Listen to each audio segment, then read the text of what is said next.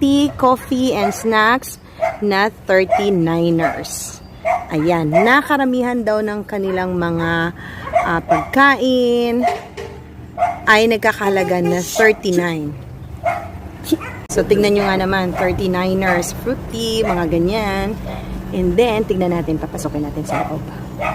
Okay, let's go. Let's see. Oh, kanay sa place. Nice. Very nice ang place. Ihatid mo kaya muna to sa bahay. Sige. O-order muna tayo. So, yan ang kanilang mga menu dito. So, ayan, with prices na yan, guys. Dito sa may Grand Europa. So, kung merong mga kainan dito sa Grand Europa, eh, bakit pa ako lalayo kung meron naman pala mga ganito. So, yan, na-discover ito ng anak ko. At siya yung nagsabi sa akin na meron daw ditong 39ers.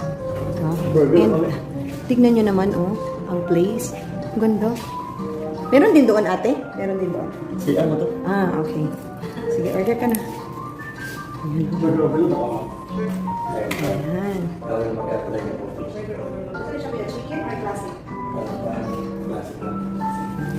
So guys, meron din sila dito.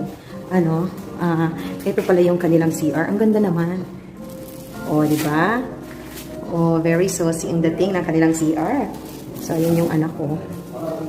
So, umalis na yung mga kumakain dyan kanina. At promise, ha? So, titingnan natin ngayon. O, order tayo. Ayan. Okay. Sarap ninyo dyan na ma-order ko. Which one you like? Milk tea, milkshake, we have fruit soda, we have fruit tea, coffee. Sige, sa milkshake, ano ang masarap? The seller is mango or cookies and cream. Cookies and Mango cheesecake, strawberry, avocado. Sa milkshake. Okay.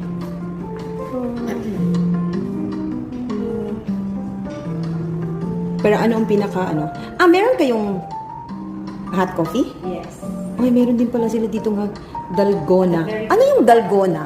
Kasi lagi na ako cappuccino, caramel macchiato, brewed coffee. Ano yung dalgona? Hindi ko din alam eh. Pero medyo mapait-pait na. Pait na. Dalgona, pait pa. Para siyang espresso? Hindi naman din gihapon, pero muraging anak. Pero coffee siya. Coffee siya. Yes. Okay.